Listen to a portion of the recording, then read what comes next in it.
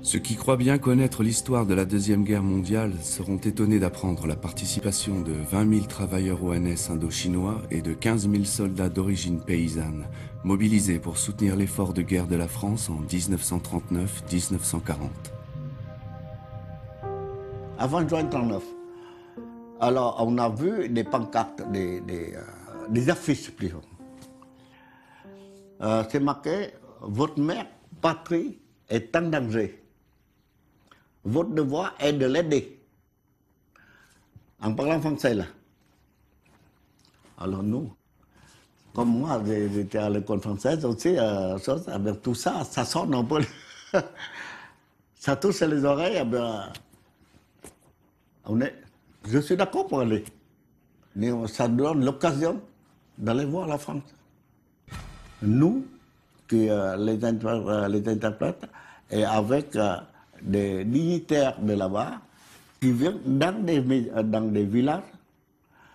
Et puis, dans le village, là, il y a une vingtaine de personnes, une vingtaine de familles. Dans 20 familles, il faut 20 personnes. Hein?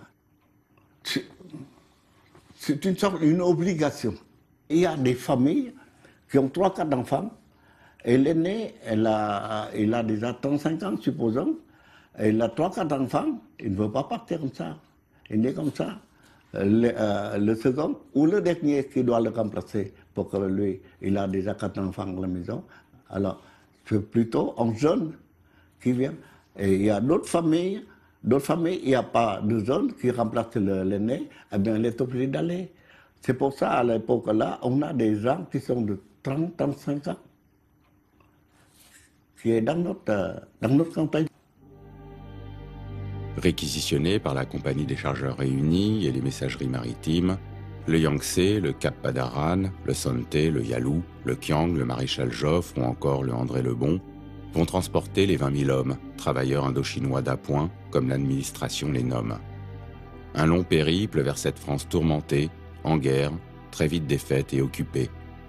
Du mois d'octobre 1939 au mois de mai 1940, des ports de Haiphong, de Turan et de Saïgon, 14 navires appareillent pour la France. Mon père, d'abord, avait eu la chance d'avoir un petit couchage dans la bibliothèque du colonel, qui était un ami de mon grand-père, mandarin, et qui avait dit « Bon, je te confie mon fils ». Il a pu, pendant sa traversée, avoir une façon de vivre plus agréable que ses compatriotes qui étaient, je ne dirais pas dans la cale, mais presque. Et il a pu même lire pendant 48 jours, puisque la traversée a duré ce temps-là. Mise à disposition des industries de la défense nationale par le service de la main-d'œuvre indigène, la MOI, les 20 000 travailleurs indochinois sont répartis en 73 compagnies. Après 2 semaines d'attente à Marseille, ils sont disséminés dans les usines d'armement de toute la métropole. Ils vont alors découvrir un monde industriel aux pénibles cadences de travail. Ils venaient, la plupart, non pour combattre, mais pour faire tourner les usines, puisque les Français étaient partis pour la guerre. On les affecte surtout dans une poudrerie où ils doivent fabriquer des obus, je crois. 22 juin 1940. Après 10 mois d'une drôle de guerre, la France est défaite. Les compagnies de travailleurs indochinois se replient en zone libre. La défaite de juin 1940, c'est aussi la perte de l'empire colonial français. Les voies maritimes vers l'Asie étaient coupées sous la menace des redoutables sous-marins allemands. La France ne recevait plus de riz. C'est alors que l'État français de Vichy prit une initiative de haute importance. Utiliser la main-d'œuvre indochinoise disponible sur place pour acclimater la riziculture en France. La France avait organisé des camps dans le sud de la France où les gens croupissaient de misère. Et mon père a dû être le seul haut fonctionnaire de Vichy à aller voir ce qui se passait dans les camps. Il est allé visiter 2 camps dans le sud de la France parce qu'il savait en particulier que dans ces camps il y avait des travailleurs indochinois auquel il voulait accorder une attention très particulière du fait de son séjour de 10 ans en Indochine. Donc c'était des baraquements assez succincts qui étaient plantés sur le sable. Les gens certainement avaient fait ce qu'ils avaient pu, mais la France en 1941 n'était pas riche, avait beaucoup de problèmes, donc la nourriture était insuffisante, l'habillement était insuffisant, et puis alors les travailleurs indochinois, ils supportaient très mal le climat français. C'était des gens qui avaient toujours vécu dans des pays chauds. Comme ils n'étaient pas du tout adaptés au climat, ils attrapaient des tuberculoses, et ils étaient en piètre état. Et de ce jour, sa ligne de conduite a été de sortir les gens des camps pour soit leur donner une formation professionnelle, soit les diffuser dans l'agriculture. Et c'est pourquoi mon père a eu l'idée de les affecter à une culture dont ils avaient l'habitude dans leur pays, c'est-à-dire la culture du riz.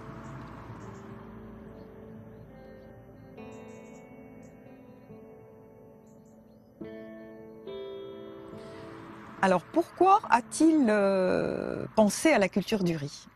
Il s'est trouvé qu'un jour, il accompagnait son ministre, René Belin, pour faire des conférences à Marseille, justement pour le chômage. Et pour une fois, ils n'étaient pas en train, mais en avion. Et ils ont survolé l'estuaire de la Camargue. Et mon père s'est exclamé à ce moment-là, mais la Crau et la Camargue sont des zones totalement inexploitées. Comment se fait-il qu'il n'y ait pas de projet d'envergure? Vous avez 50 ans de retard par rapport à la Cochinchine. C'était évident que c'était un pays qui était fait pour la plantation du riz. Bon, alors mon père, si vous voulez, a été un petit grain de riz qui a relancé la plantation du riz en Camargue. Sur les 20 000 Indochinois, 500 vont être affectés dans les masses de Camargue à la culture du riz.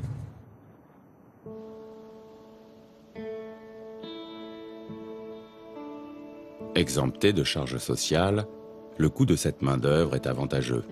L'indemnité journalière versée à un travailleur indochinois représente alors 1/10 du salaire de l'ouvrier français de l'époque. Dans un message rédigé à l'attention des travailleurs indochinois, Henri Mot se veut rassurant. Publié dans l'Écho d'Outre-mer, journal des soldats et des travailleurs coloniaux, ces lignes bienveillantes dissimulent pourtant la vraie nature du régime de Vichy à l'égard de ces travailleurs venus d'ailleurs. Henri Mot, lui, croyait à ce qu'il leur écrivait alors. Acceptez cette épreuve avec courage. Acceptez aussi les restrictions que nous essayons de vous rendre aussi légères que possible. Vous rentrerez un jour en Indochine, riche du pécule que vous avez gagné par votre travail, riche aussi de l'expérience acquise. Mon père avait obtenu un salaire pour les travailleurs étrangers. Et ça, il s'est battu pour ça. Alors, est-ce que le salaire leur a été versé? Ce que je sais, c'est que de toute façon, ils avaient un salaire sur place et qu'on leur avait proposé de garder une partie de leur salaire qu'on leur aurait rendu au moment où ils seraient rentrés en Indochine. Un salaire collectif indigent et des Indochinois sans immatriculation sociale et donc sans droit. C'est ce que confirmera Michel Charasse, ministre du Budget, en 1991, dans une lettre au porte-parole du comité de soutien aux anciens travailleurs.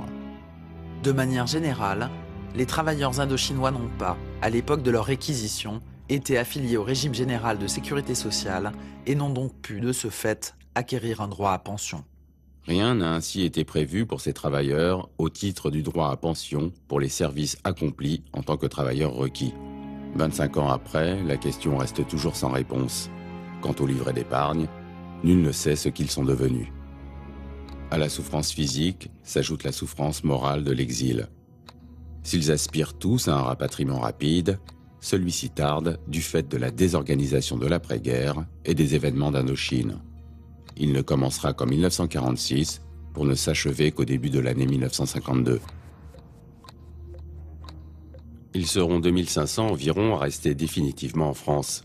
Ils vont s'y marier, y fonder des familles. La plupart de ces hommes mis au service de la France durant la dernière guerre mondiale et qui ont cultivé le riz en Camargue pendant leur exil forcé de 10 ans, sur le sol de France, ont presque tous disparu.